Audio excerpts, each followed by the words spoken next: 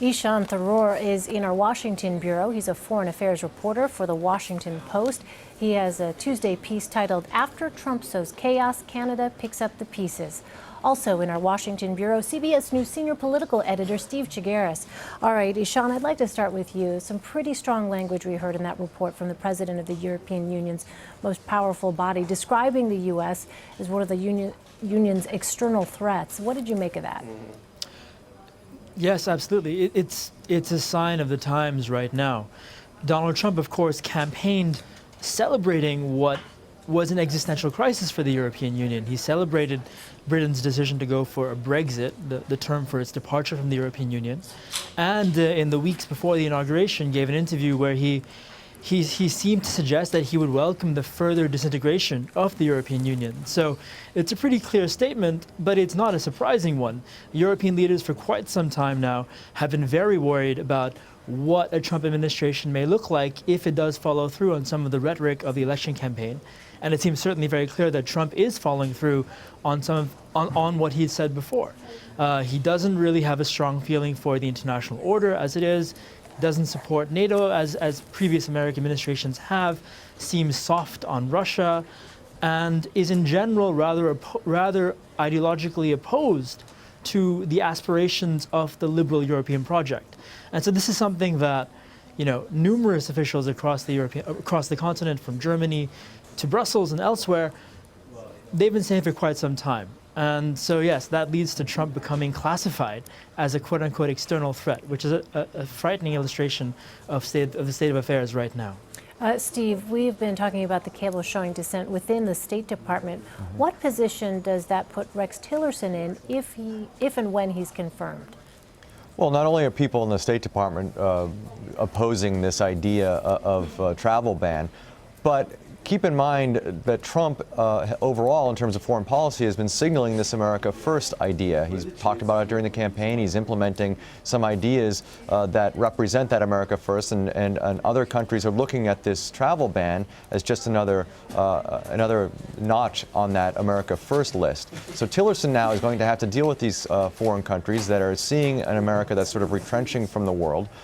And frankly, he's going to have to deal with countries, some of them who are on the list, who are working with us very closely in the fight against ISIS, Iraq being one of them. And so all this stuff is landed on Tillerson's plate. It's something that he's going to have to try to deal with as head of the State Department, and frankly makes his job a heck of a lot more difficult by putting him in this position, which really, from the get-go, for somebody who's never had diplomatic experience, just business experience dealing with foreign governments, it's going to be really interesting to see how he handles all of that. Yeah. Ishaan, let me ask you, when we discuss global reaction, what are the metrics that we should be using to assess the response in these 7 Muslim-majority countries? Well, I mean, there are no real clear metrics in as much as, having a kind of poll to measure or anything like that. But the scale of global response, the bemusement of all the statements, the fact that you have the European Union classifying Trump as a threat, almost a threat, that tells you something. That tells you we're in a situation we haven't been before. And of course, if you read the reports from various places, especially in Iraq, you see officials and others, speaking of this immigration ban, even in a sense as almost a kind of betrayal. And so we'll see. The fallout is still being gauged in many ways. And Steve, some parts of President Trump's order are in a legal gray area and could ultimately be settled by the Supreme Court. Does that change the backdrop for his nominee?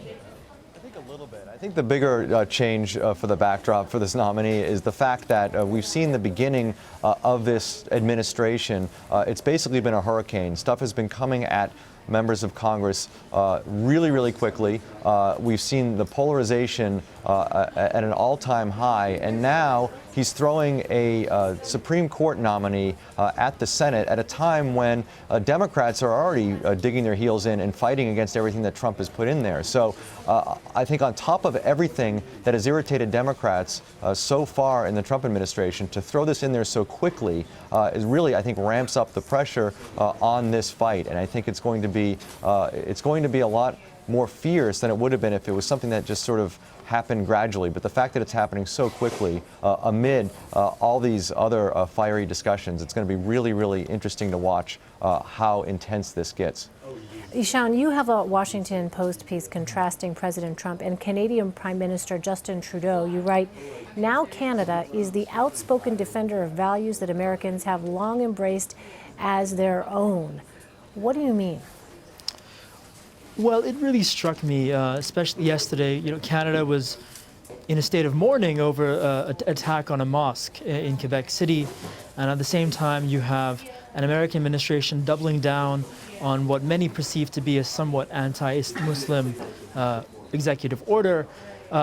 You have basically, going forward, as long as you have a Trump White House and a liberal Trudeau administration, what I think you'll be seeing is a kind of deepening contrast in political styles and values professed by both governments. As you said earlier, you know, the America First doctrine signals a kind of retreat from the world, a retreat from at least caring about moral values, whereas the Canadian government under Trudeau has gone out of its way to champion the cause of refugees, to push a sense of to push the values of multiculturalism and tolerance on the world stage, and they've doubled down in the past year, even as other Western democracies have in many ways succumbed to the pressures of right-wing nationalism. The Canadians are remarkably immune to that right now. Steve, let me ask you, what are the calculations Democrats are making on President Trump's Supreme Court nominee?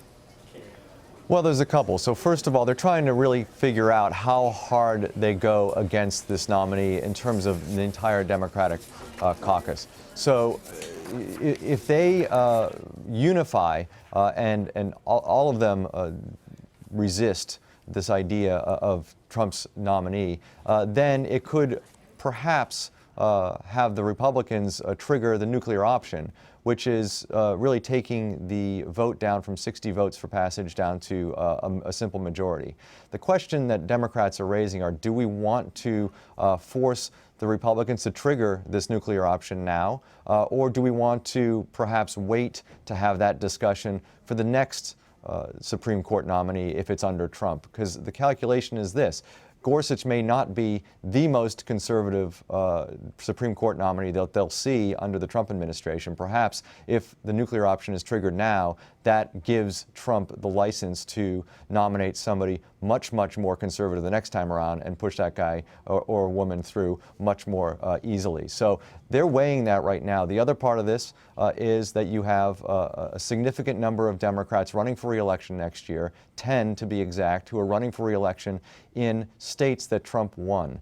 And so the feeling is those senators are going to need votes from people who supported Donald Trump in the general election this past November, in their re-election fight next November. And so the risk of alienating those voters might be a little higher if they stand up against this nominee of Donald Trump. Complicated political calculus for Democrats. All right, Steve Chaggaris and Ishaan Tharoor from the Washington Post. Thank you both. Thanks, Elaine.